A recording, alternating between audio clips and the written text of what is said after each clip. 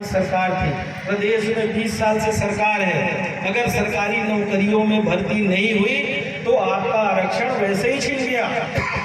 तो इसकी भी लड़ाई लड़ने की जरूरत है। जब हम राजनीतिक लोगों को बुलाते हैं तो हम लोगों की जिम्मेदारी बनती है कि देश में क्या हो रहा है, राजनीतिक दल क्या कर रहे हैं, उसकी भी बातें हमें करनी चाहिए, समझना चाहिए। आज जितने भी हॉस्टल्स हैं, आदिवासियों के छात्रावास कह लो, पिछड़ों के, दलित के जितने छात्रावास हैं, कांग्रेस पार्टी की सरकारों ने बनाया था। आज वो छात्रवृत्ति के लिए तरस रहे हैं, समय पे छात्रवृत्ति नहीं मिल रही है, स्कूल ड्रेस नहीं मिल रहा है, मध्याह्न भोजन की दिक्कत है, और सारी योजनाएं कांग्रेस सरकार ने संचालित किया था। आज जो 1 रुपए 2 रुपए किलो अनाज देने का कानून कांग्रेस सरकार ने बनाया था, खाद्य सुरक्षा अधिनियम, ये कांग्रेस का कानून बनाया हुआ। जो आज फ्री में अनाज देने की बात कहते हैं, सिर्फ उनका योगदान इतना है कि 1 रुपए 2 रुपए किलो माफ कर दिया। और कांग्रेस ने जो 22 रुपए 23 रुपए किलो मिलता था, 22 रुपए जो माफ किया, उसकी कहीं चर्चा नहीं है। सब जगह भाषण देते हैं, फ्री में अनाज दे रहे, मुफ्त में दे रहे। अरे कांग्रेस पार्टी ने तो कानून बना दिया था, खाद्य सुरक्षा अधिनियम। आदिवासी हो, हमारे अनुसूचित जाति के भाई हो, भूमिहीन हो, ऐसे 22 प्रकार के लोगों में फ्री में अनाज देने का कानून मनमोहन सिंह, सोनिया गांधी ने बनाया था। आपके भूमि अधिग्रहण कानून बनाया था कि कोई किसी का भूमि ऐसे अधिग्रहित नहीं कर सकता, पर सब बदल दिया मोदी जी ने, भाजपा सरकार ने सब बदल दिया। राइट टू एजुकेशन, गरीबों के बच्चों को भी बड़ी से बड़ी स्कूल में पढ़ने के लिए 25% आरक्षण किया, कांग्रेस सरकार ने किया। मनरेगा जैसी योजना कांग्रेस सरकार ने लागू किया कि गांव का विकास भी हो और गांव में लोगों को रोजगार भी मिले। तो दुर्भाग्य है कि किस तरह से आज मनरेगा की क्या स्थिति हो गई। ऐसे बहुत सारी बातें हैं। आज हर तरफ, आज जो हमारी संवैधानिक संस्थाएं हैं, वो सब जगह पूरी तरह गिरफ्त में है। कहीं न्याय पाने के लिए आप जाइए, भटकते रहिए, न्याय नहीं मिलता। आप देखो भी झारखंड के मुख्यमंत्री के साथ क्या किया है याद आप लोगों को कि नहीं?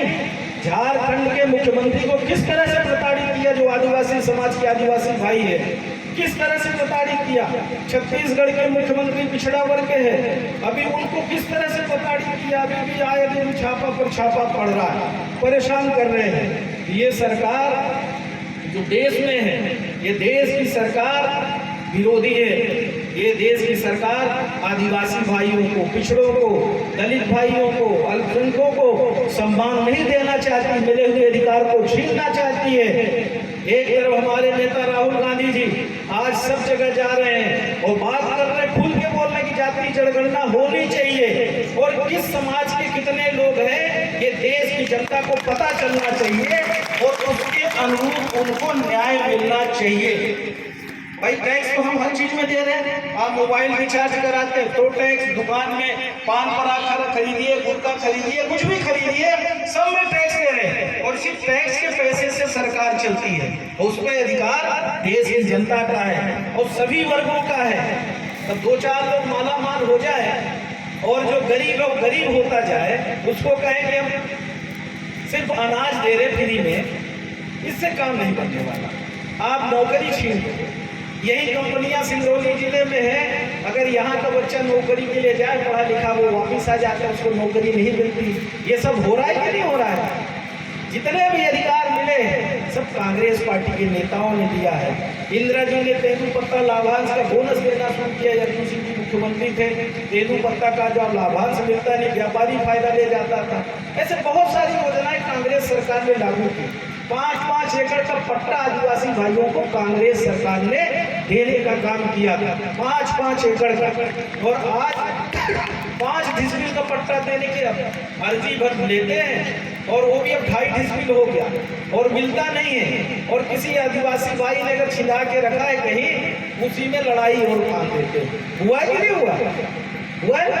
ये सब याद रखने की आवश्यकता। फिर चुनाव आ गया, और ये चुनाव देश के संविधान बचाने का है भाई। ये चुनाव अपना जो अधिकार मिला हुआ है उसको सुरक्षित रखने का है।